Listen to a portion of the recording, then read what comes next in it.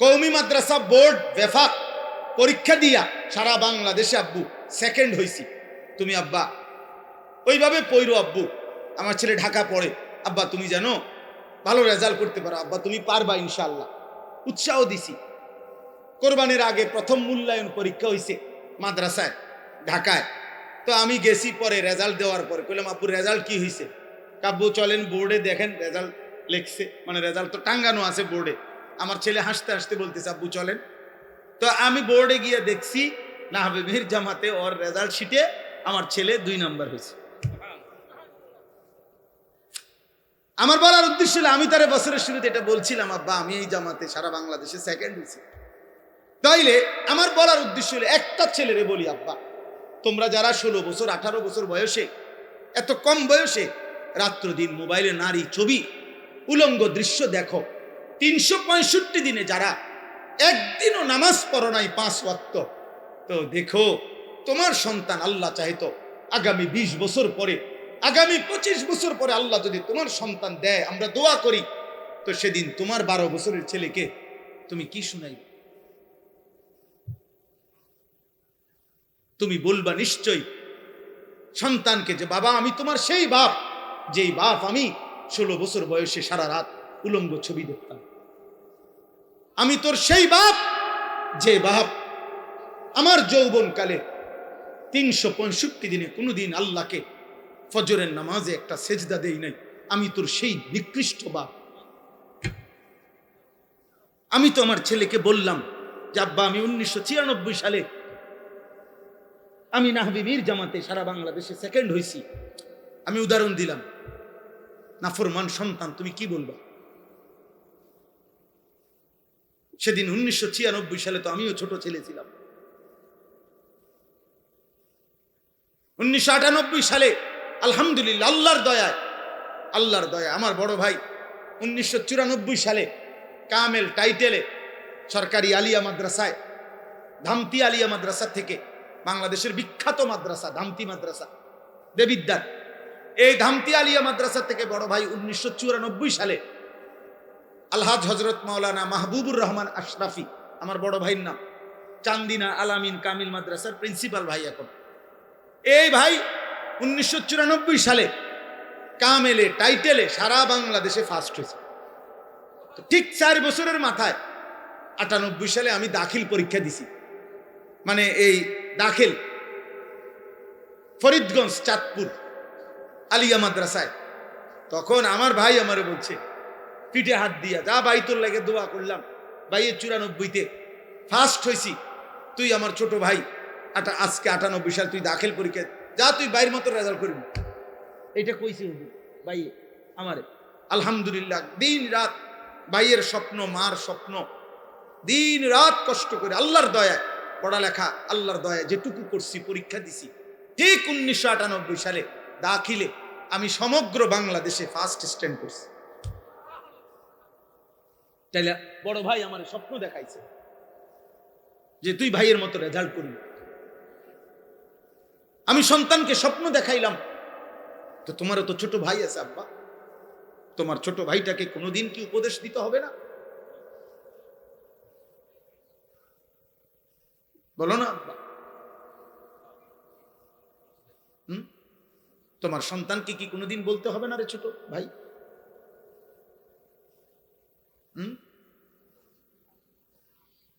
সবাই রেডি হয়ে আছে, সারা দেশে রেডি হয়ে আছে, সবাই রেডি গেঞ্জি গায়ে দিয়ে, সময় গুনতেছে, সেকেন্ড গুনতেছে। গুনো, চলো অসুবিধা নাই, রাত শেষ হয়ে যাবে। রাত কি হয়ে যাবে? খেলাও শেষ হয়ে যাবে, জয় পরাজয় কিছু একটা হয়েই যাবে। কিন্তু প্রিয় যুবক, বাম কাঁধে যে আমল নামায় গুনাহগুলো জমবে, সেগুলা মুছবে কিভাবে?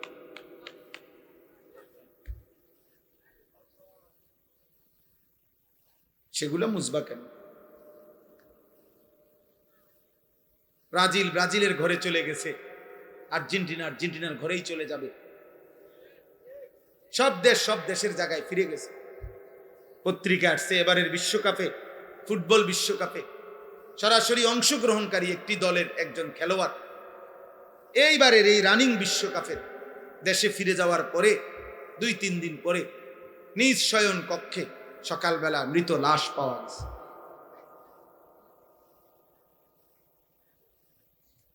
এখনো খেলা শেষ হয় না। আমি নিজে দেখছি পত্রিকায়। তাহলে এই জন্য আব্বা, রাত তো ভোর হবে, খেলাও তো শেষ হবে, উল্লাস শেষ হয়ে যাবে, কিন্তু তুমি তোমার গুনাহগুলো মুছবে কি দিয়ে? তুমি তোমার পাপ মুছবে কি দিয়ে? তুমি তোমার ছোট ভাইকে কি বলবে? আমার ছোট ভাই আলহামদুলিল্লাহ, এই যে ছোট ভাই এখন বয়ান করছে, আমার আপন ছোট ভাই, দাখিল পরীক্ষা দিছে যখন একটু অসুস্থ ছিল খুব, সবাই ভাবছে পরীক্ষা দিতে পারবে না, ও নিজেও কইছে ভাই আমি পারবো না, আমার শরীরে কুলাইতেছে না। আমি বলছি ভাই তোর আমি প্রথম পরীক্ষা থেকে শেষ পরীক্ষা পর্যন্ত ভাইয়া পরীক্ষার হলে ম্যাজিস্ট্রেটরে বলে আমি দরকার হলে দরজায় ভাইয়া তোর সামনে দাঁড়ায় থাকুক, তুই পরীক্ষা দিবি ভাই, পারবি। আলহামদুলিল্লাহ, কোরআন সামনে বললাম, পুরাটা পরীক্ষা দরজায় দাঁড়ায় ছিলাম, ম্যাজিস্ট্রেটরে বলছি আমার ভাই অসুস্থ, ছোট মানুষ, আমনে আসার আমনে আকাশ আমার অনুরোধ, আমিও শিক্ষক তখন, উনি আমার সম্মান করে অনুমতি দিছে যে ঠিক আছে হুজুর আপনি শুধু তাকাই, মানে দেহের কথা হলো ভাই আপনার যদি দেখি সাহস পাবো আমি। আলহামদুলিল্লাহ, পরীক্ষা দিছে তো ছোট ভাই, আমি বড় ভাই, আমাকে থেকে স্বপ্ন দেখছে, তো আল্লাহর কথা 2-4 অক্ষর যাই বলছে আলহামদুলিল্লাহ। 75 বছর বয়স আমার মায়ের, আমার মা জীবিত আছে আব্বা, আমার সেই মা 75 বছর বয়সী মা, আজও যতবার মার সাথে কথা বলি, মা একবার হলেও জিগাইব ফুত নামাজ পড়ছো? কসম খোদা, মা জানে আমি সারা দেশে ওয়াজ করি, মা প্রত্যেক দিন জিগায়ও আজ যে কোরআনে যাইবা, কিন্তু এই কথাইটা জিগা নামাজ পড়ছো? এমন অনেক সন্তান আছে 365 দিনে খোদার একটা বছরে কেউ তারে জিজ্ঞাসাও করে না, কিরে আব্বা তুমি না মুসলমান, তোমার এদি কোনোদিন মসজিদে দেখি, তোমার এদি কোনোদিন ফজরের নামাজে দেখি। হযরত আব্দুল্লাহ ইবনে মাসউদ রাদিয়াল্লাহু তাআলা আনহু, নবীজির সাহাবী, তিনি বলছেন নবীজির জামানায় আমরা যাকে ফজরের নামাজে অনুপস্থিত দেখতাম মসজিদে, খোদার কসম সাহাবী বলে আমরা বুঝতাম কানা মুনাফিকান বাইয়িনুন নিফাক, এটা প্রকাশ্য মুনাফিক। নবীর জামানায় ফজরের কোন মুসলমান পরিচয় দিয়া যদি ফজরের জামাত মিস করত, নবীর জামানায় সবাই তাকে মুনাফিক বলতো, মুনাফিক ভাবত, মুনাফিক বলতো, বেটা মুনাফিক বলতো। আর আল্লাহ কোরআনুল কারীমের মধ্যে বলছে জাহান্নামের সবচেয়ে নির্মম নিকৃষ্ট শাস্তি হলো কার? মুনাফিক। ফি দারকিল আসফাল, জাহান্নামের সবচেয়ে নিচে ফেলা হবে মুনাফিক। নাউজুবিল্লাহ, নাউজুবিল্লাহ। মুনাফিকের সাথে আবু জেহেলও থাকবে না, হ্যাঁ, মুনাফিকের সাথে ফেরাউনও থাকবে না, মুনাফিকের সাথে নমরুদও থাকবে। ফি দারকিল আসফাল অর্থ হইল জাহান্নামের সবচেয়ে নিচে ফেলা হবে মুনাফিক। তামাশা মনে করছো আব্বা? হ্যাঁ, তোমরা অনেক ছেলে তামাশা মনে করছো, অনেকেই। দয়া করে অতএব আমি অনুরোধ করলাম তুমি আজকে এটাই কথা, 3টা জিনিস আল্লাহ, আমি এবার তর্জমাটুকু বলি তাইলে আমার কথা শেষ। 3টি জিনিস এমন আল্লাহ আমাদেরকে দিছিলেন, আর একটু সময় শুনেন। 3 জিনিস। 1 নাম্বার হলো তাওহীদ। তাওহীদ মানে কালেমা লা ইলাহা ইল্লাল্লাহ। এই যে লা ইলাহা ইল্লাল্লাহ, এর চাইতে শ্রেষ্ঠতম কোন নিয়ামত এই সৃষ্টিতে আল্লাহ মাখলুকাতকে দেয় না। 2 নাম্বার মুহাম্মাদুর রাসূলুল্লাহ সাল্লাল্লাহু আলাইহি সাল্লাম, যাকে আল্লাহ তাআলা রাসূলের মতো নিয়ামত দিবেন, তাকে এর চাইতে দামি কোনো নিয়ামত দেন না। 3 নাম্বার কোরআন। 3 নাম্বার কি? এই 3 জিনিস।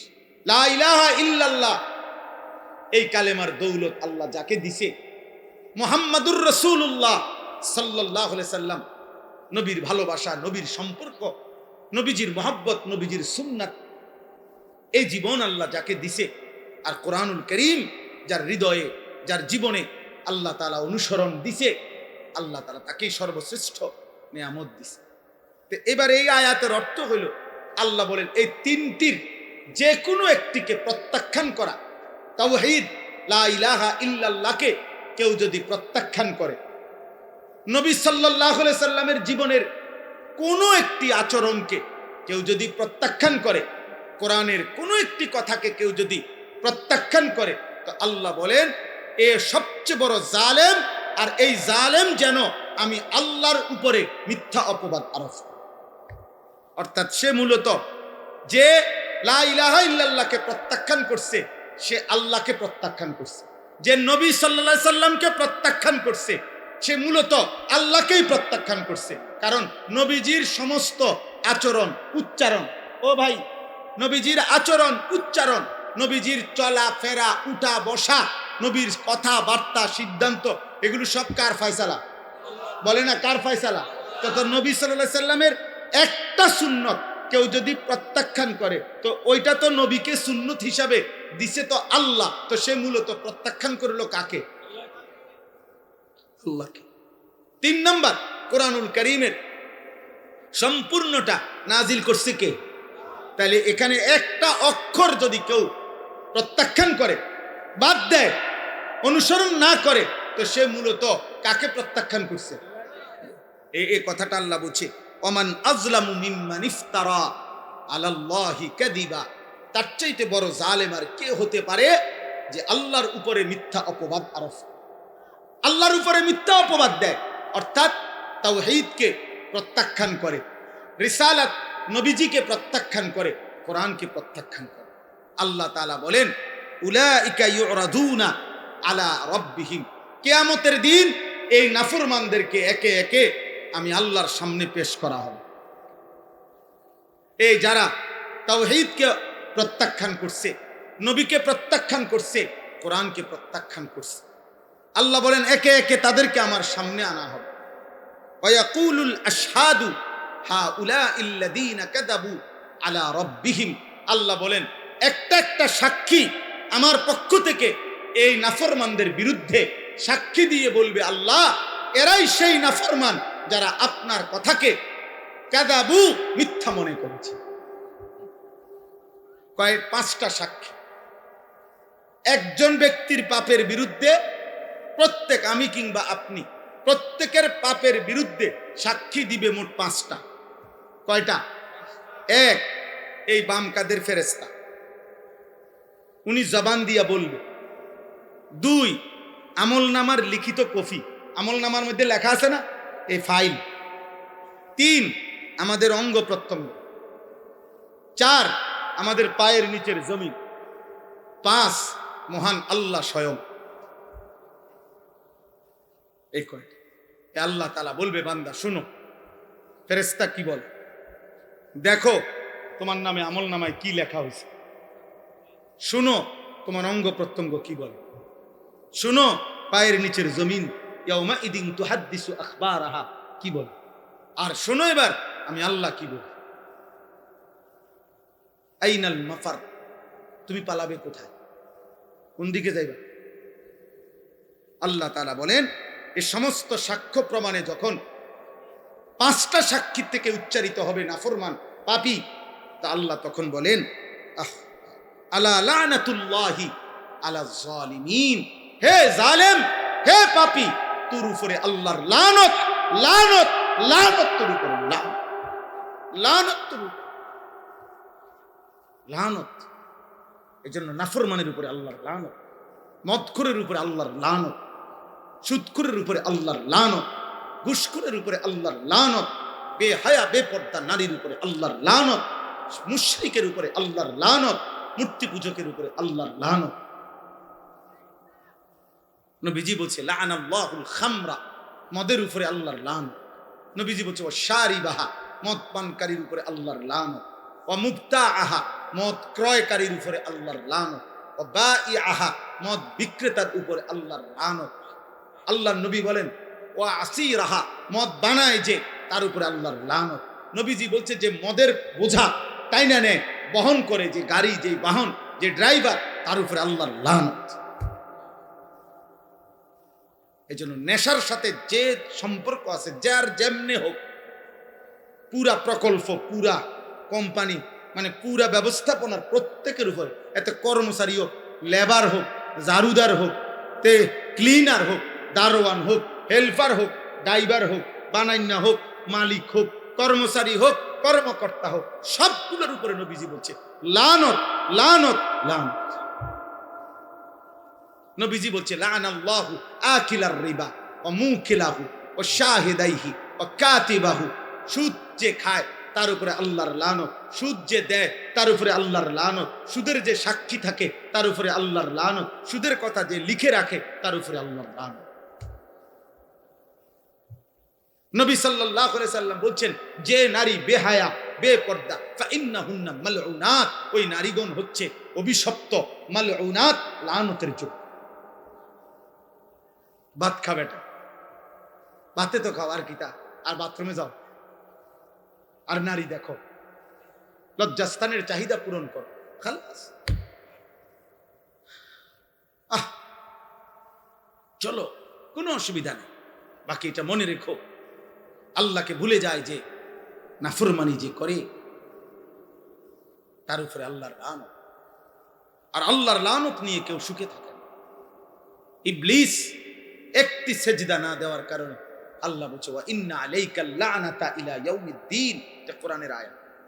ইবলিস আমাকে একটি সেজদা, আমার একটি হুকুম, একটা সেজদা না দেওয়ার কারণে আল্লাহ বলছে কিয়ামত পর্যন্ত তোর উপরে আল্লাহর লানত, লানত, লানত।